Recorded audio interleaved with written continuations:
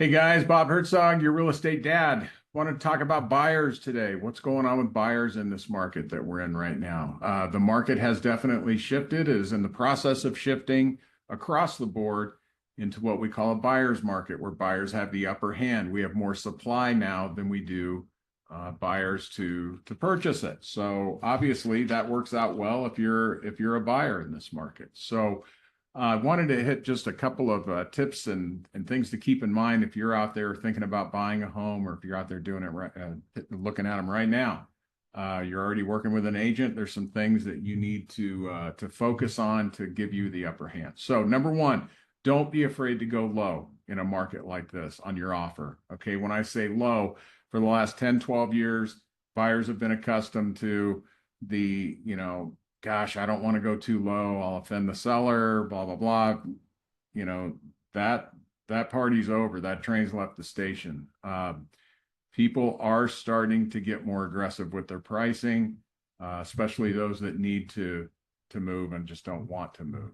Okay, so going 10% under asking, hell, try it. You might get it. Okay. And be willing to walk away if you don't get the deal that you think is going to work for you. That's where a good agent that can help take some of the emotion out of this thing can help you out. Number two, don't be afraid to ask for seller concessions. Okay. Seller concessions basically that's when you go to the seller and say, hey, I'm offering you $400,000 for your home, but I want 3% in seller concessions at close of escrow, which is basically money that the seller's taking out of their gross sales price, whatever they're getting, and they're giving that back to you to use for whatever you want to use it for. In a lot of cases, what we're doing is if we can get a 2 or 3% seller concession, we're able to get our buyers down below 6%, which makes the payment a lot more affordable for folks. So don't be afraid to ask for concessions. Number three, get your agent to find out what the seller's hot buttons are. Now more than ever, your agent that's representing you when purchasing a home, needs to call the listing agent and find out what the seller's hot buttons are. Interview that listing agent. See if there's any information you can get from them that will help your cause and help you in the negotiating process to get the best price we possibly can. We're doing that for all of our buyers now. I'm calling listing agents saying, what does your seller really want out of this other than the price? Okay, it might be they need to find another home and need to do like a lease back or something like that. Certain things there's certain hot buttons that sellers want that really have nothing to do with price. And you don't know until you ask, okay?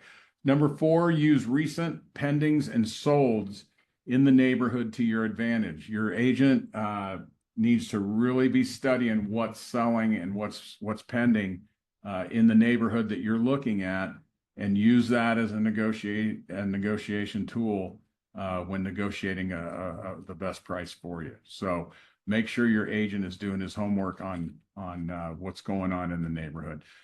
Lastly, but not least, probably the most important part is that amateur hour is over. Okay, I said this in my last video. As it comes to sellers, the same thing for buyers. This is not a time to hire your best friend that just got their license, or your aunt or uncle or whatever. I use the analogy, if you were going to fly your family across the country right now, you wouldn't use the kid that just got his pilot's license. You're going to want to use somebody that's been doing it a while. So keep that in mind when you're out there. That's it. We are definitely shifting to a buyer's market. This is a great time to be a buyer, not a great time, I understand, to be a first-time home buyer, unfortunately. But if you've got a home to sell and you've got some equity, this is the time. I mean, we've got not as many buyers in the market as we do sellers, which means less competition for you. The days of multiple offers, there's still, a handful of them that we run into with multiple offers. But for the most part, your competition is not non-existent, but it's way, way better than it was 5 years ago. So anyway, hope this helps. As always, you know where to find me if you need anything. Have a great day.